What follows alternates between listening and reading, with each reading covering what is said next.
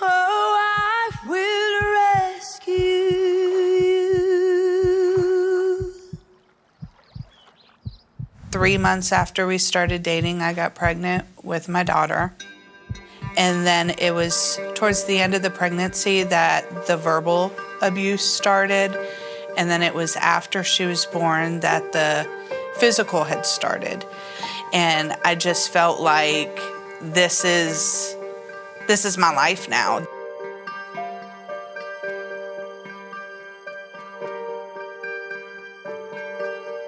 Yeah, I was living in my country, Morocco, and he was living here in USA.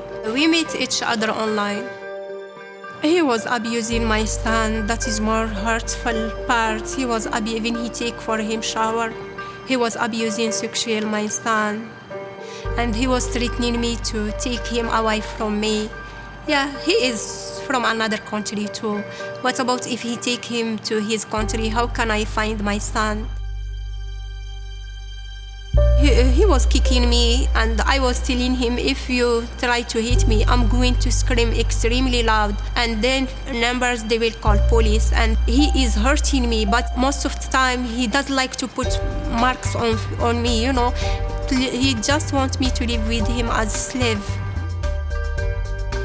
He would hit on me in front of his friends to show his macho-ness.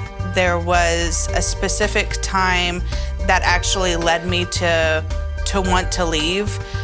We were in the kitchen. He was cooking.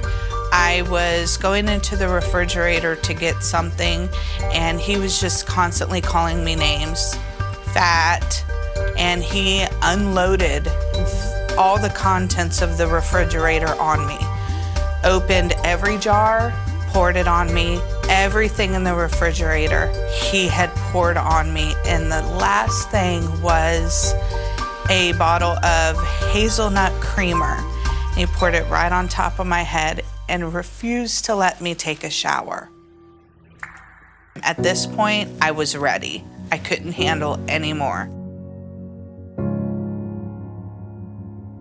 My parents had gotten some information about the Bethany House through their church. I went to some of their support groups for codependency, abused women. So I started to kind of hear other stories and hear other people's lives to know enough that this isn't how you should be treated. So there's a lot of planning, there's a lot of thought, because a woman essentially has to pick up and leave her life completely and start all over, sometimes with nothing in their hands. That's not easy to do. We've heard so many stories of women who've come to us who just left. They left everything behind, grabbed their kid, grabbed their keys, and left with nothing. And so if you can imagine all of the creature comforts that you have every day that you may take for granted, shampoo, a wallet, a cell phone, a warm bed, a car to drive. Those are things that women leave behind in exchange for the chance at life. Bethany House is special for many reasons. One of the reasons is that we offer long-term stay and give the women enough of a program and time to recover. But another issue is these women have been crushed. Their spirits have been damaged, their self-image has gone. And what we allow and what we encourage is a meeting with Christ so that they can understand that they really are special. They are made in the very image of God. He loves them, He will provide for them, and their future is bright, is what we want to be able to share with them. So He will provide not only for today and tonight to keep them safe, but for their eternity. My counselor, I was so closed off when I started going to the Bethany House. It took some time. She had to kind of break that shell a little bit, but she did, and that's when a lot of the healing began. It's very important for women to get out of abusive relationships. What we know is that domestic violence almost always escalates, and far too often escalates to homicide.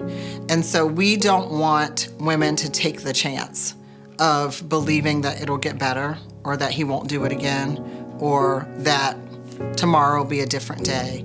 If you're being abused, the best thing you can do is to get out and to get help. And there are resources. You do not have to be afraid. You don't have to believe that you're alone. We're here for you. We're here to provide you with the help and the resources that you need. Yeah, thank God I'm around people who care about my situation. I love them. I think they have an amazing program. I think their staff is just warm and amazing. The Bethany House saved my life.